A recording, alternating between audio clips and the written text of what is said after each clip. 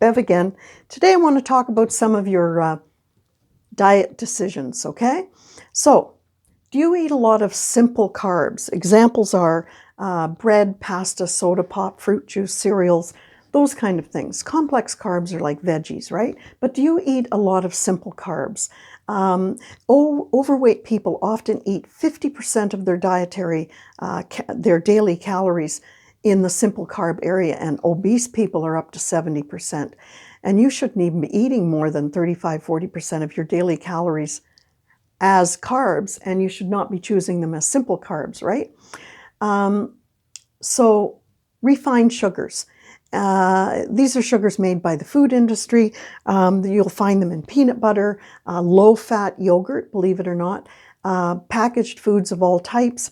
And they're made by the food industry because they're cheaper, they're sweeter, and they want to make money, right? Acidic foods. Acidic foods are found, they're grains, dairy, the salt, if you eat a lot of junk food, fried foods, there's lots of examples of this stuff. But what this will do is increase your pH, your blood pH level, or your acidity, and lower its alkalinity. All right, so you got a bit of an imbalance going on here. And processed foods, well, you know the examples, right? Pastries, deli meats, fast foods, fried foods. So these are all your decisions. What happens biochemically when you choose these foods? Okay, if you choose a lot of simple carbs, you're going to get a much higher blood sugar level. And then later on, it's going to crash, right? Well, when your blood sugar goes up high, your insulin hormone, which is fat making, comes to the rescue. And afterwards, when your sugar level goes down, then you get these cravings. And believe me, you're not going to be craving spinach, right? And this high fructose corn syrup is made by the industry. It's a refined sugar. Is it fructose? Well, yeah, but it's made from corn, which has glucose. But anyway, that's another video.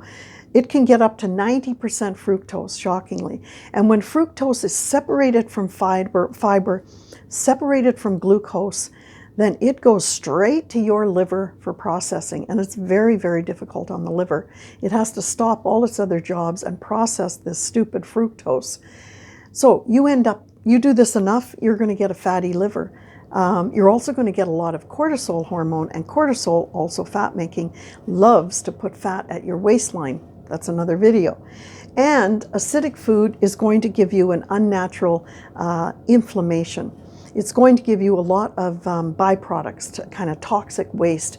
But your body is biochemical. It's got to deal with that toxic waste. It doesn't want it near healthy cells. If it can't pee it out or sweat it out, it's got too much to deal with, it's going to send it for storage, and it's going to send it to your fat cells, right? It doesn't want it near any healthy cells. And if you don't have enough fat cells, it's just going to make more. So if you are highly acidic, you're going to have a problem with weight and fat loss. They go together. There's no question about it. Now, if you eat a lot of processed foods, okay, any of them, in the industry, this is again the industry, they made something called trans fats.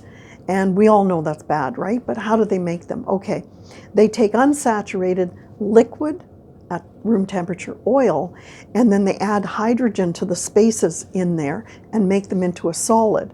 And so they make them actually into a saturated. They've taken an unsaturated fat and made it into a saturated fat.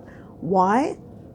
Because they want to extend the shelf life of a processed food, and some of them can be sitting on the shelf for a year. But do you think that's good for your arteries?